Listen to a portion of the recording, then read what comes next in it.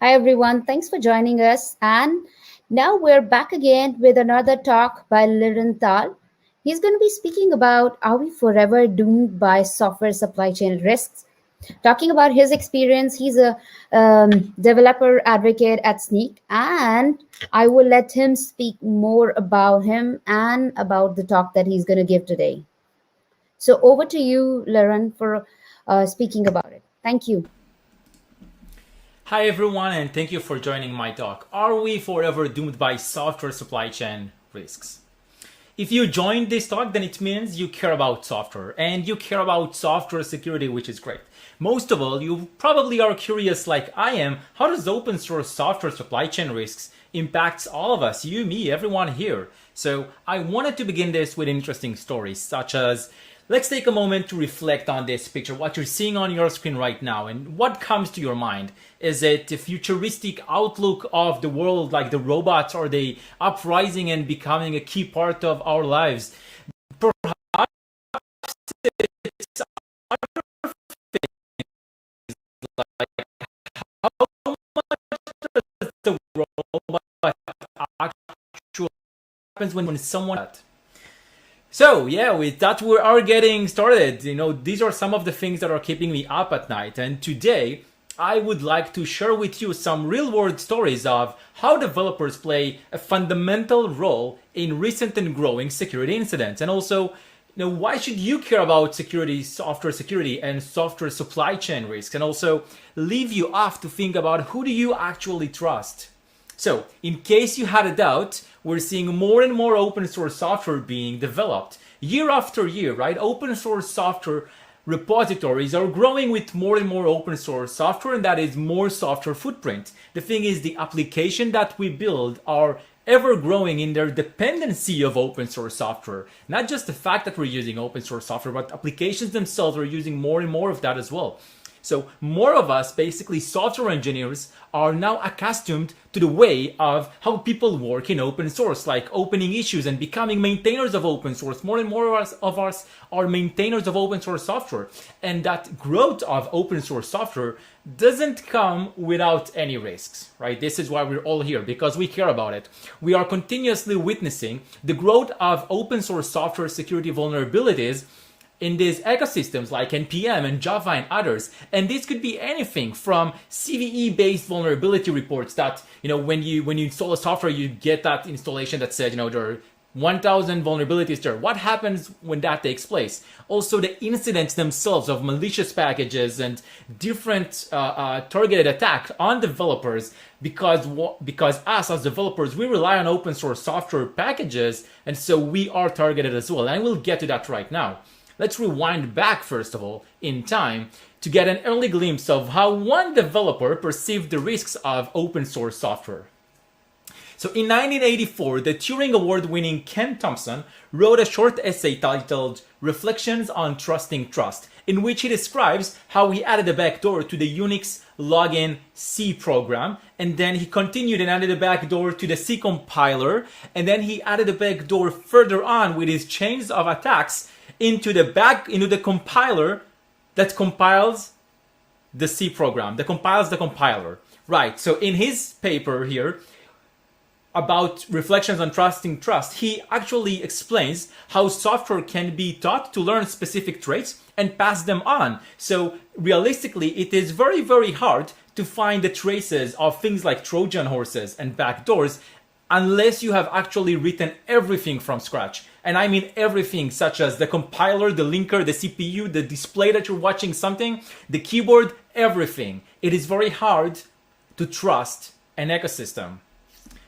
So as we learned by Thompson's Trojan horse story, this is dating back to 1984, developers have been targeted as a vehicle to distribute malicious backdoors and other sorts of malware for a very long time now. Let's explore some of these incidents. I'm sure you've probably heard of some of them.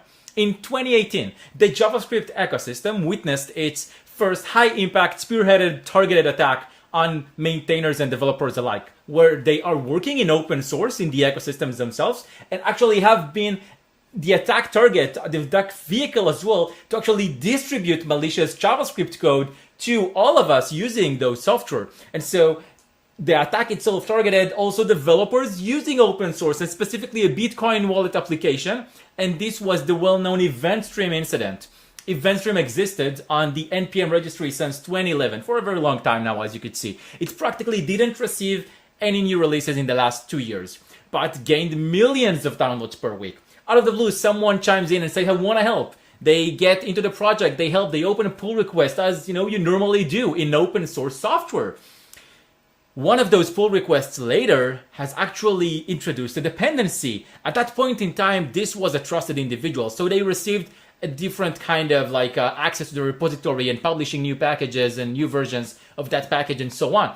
And later on, when they added that dependency, now that dependency exists in a different state, and they could just add that backdoor to that new version that they released, and now new versions of EventStream that use that dependency pull the new version in, and they get that dependency with the backdoor that now the original maintainer of EventStream did not know about. They did not know that this is happening, and they can't control it, because this is how software package managers work in specific ecosystems like NPM, like others. So this actually resulted in 2 versions of the Copay Bitcoin wallet application, including the malware. 3 months, for 3 months until we found this. This is the EventStream one.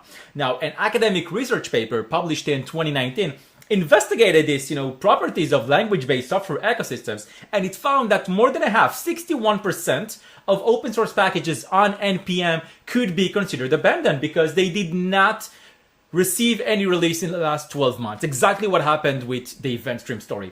And as if we didn't learn anything from this incident, 1 year later, a similar action comes into life. Electron-native-notify, and a similar incident happening. What happening in short, right? This one point in time, this electron-native-notify package, which is not malicious, but it's added as a dependency to a different project, this EasyDex GUI thing. Later on, that the developer that owns electron-native-notify releases a new version that now includes a malware, a backdoor to it. What happens? The electron-native-notify project is now embedded into a different app, this EasyDex things, which now pulls a new version of electron-native-notify with the malicious version and releases new versions. Again, sounds similar, exactly what happened before. How much thought are we actually giving to the security of our own development infrastructure? For example, resources like cloud instances and your continuous integration tooling. In January 2021, a security researcher broke into Microsoft Visual Studio Code GitHub repository. Essentially, this is providing him any capabilities like read and write access to modify the code of the very beloved IDE VS Code that many developers love. But due to command injection that this researcher had been able to exploit, it was able to give him an attack vector to basically create code injection. Now, by opening a pull request, all he had to do, open a new code pull request, this researcher can now execute code into VS Code's own CI ecosystems without being authenticated or authorized. All of this really just provides him the ability to create, submit, or if you would like to say spawn, remote reverse shells on the CI servers running code, and from that being able to basically push and write access to the repository itself. Now, fortunately for us, so all of us here in this ecosystem, this researcher responsibly reported the flaw to Microsoft before hopefully anyone else could have gained access to it. But you have to ask, right, how much do we know about the current state of open source security? What does it actually entail? So in an effort to explore the security awareness of Python and JavaScript open source communities, a group of researchers investigated how maintainers work in the open source community and how do they release fixes relating to security vulnerabilities. One of the research questions was, how quickly do maintainers mitigate a newly published security vulnerability? Once it's published, once there's a CVE out. The research found that it takes almost 100 days on average for both JavaScript and Python maintainers to start mitigating a vulnerability. You have to ask yourself if this is fast enough. And this is a bit different because between the different communities, because for Python, it has been remediated much sooner versus JavaScript, which took its time from 2018 until now to basically be a bit more mature and aware about these security risks. As a case study exactly of this, we can refer to Marked. It's a library. Marked's own security vulnerabilities from several years back. Now, what happened is This marked is a markdown library. It's a parser for JavaScript and Node.js, and it's very popular, getting millions of downloads a week. One day, a security researcher just pops up, open a code pull request to fix a vulnerability. So this says, all you have to do is merge it, basically, as you can see here. But as it is with open source software, maintainers are really trying to do their best, but they're not contracted or obligated legally or something to support you. So, me as a maintainer, you, everyone else, we're really trying to do our best and in time of what we can do.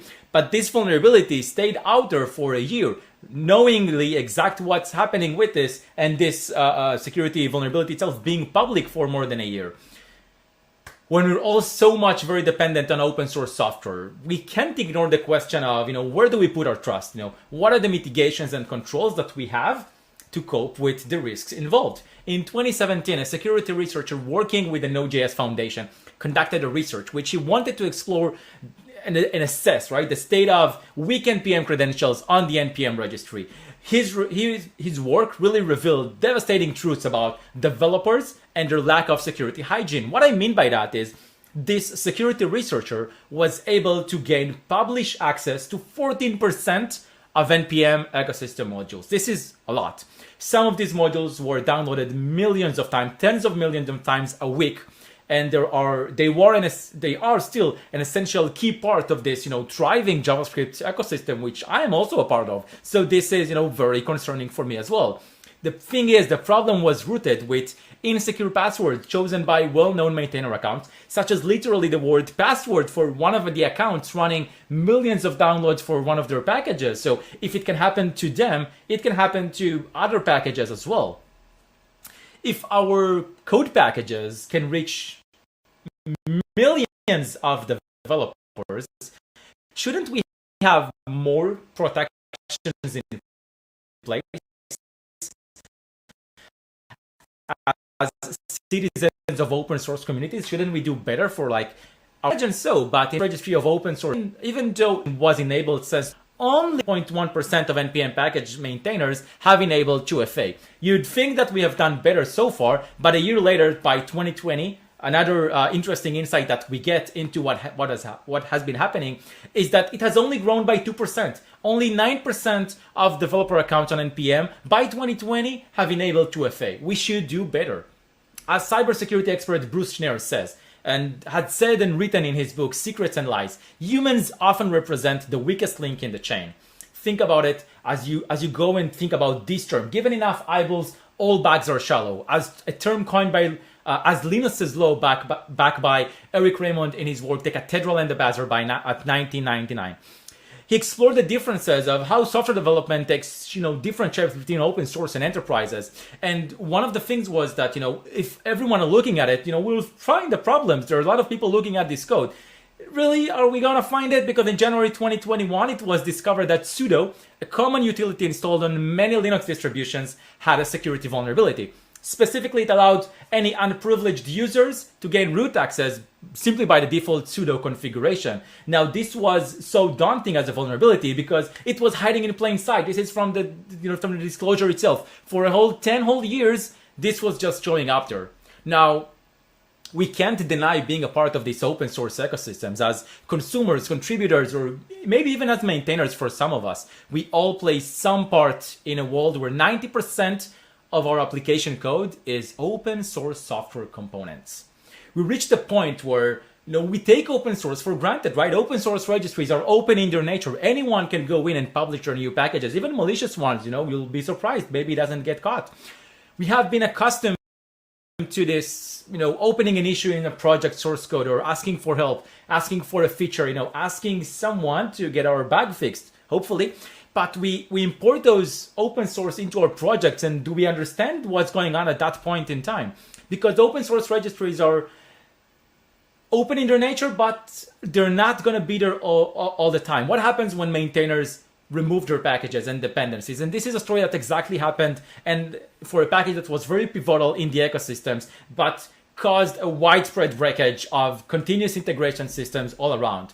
So at the very least, it taught us that enterprises and organizations that were prone to this attack were not understanding how to deal with open source software, and registries themselves did not know either. They were missing how even this could be possible, and would it be possible? What kind of malicious activities and assets can we track back to open source software? Time after time, we're finding more malicious packages hitting the NPM ecosystem, typo squatting mistakes, and others. But they're not only a sole problem of the NPM, the JavaScript ecosystem, because PyPI had also seen thousands of packages just brute forcingly published in bulk to basically add malicious packages to further show us how attackers can actually harness open source to their advantage. Alex Bershan published his research in February 2021 about how he exploited design flaws in package managers and human errors and registries basically to infiltrate into corporations like Apple, Microsoft, and others. And so all of this is happening in open source. And I would like to leave you off with some questions. Are we going to have less or more software in the future? Are we going to use more open source software in the future? Who do you trust and what can you do about it? Thank you for coming to my talk. My name is Liran. I'm a developer advocate at Snyk, where we build a security platform to help developers build securely with open source software. Thank you all for joining my talk. Have a nice conference. Thank you so much, Liran, for sharing the wonderful insights. And thank you so much, everyone, for joining us today. Huge shout out to our platinum sponsor, Snyk, for sponsoring us. And for everyone, we'll see you in the next stream. Thank you.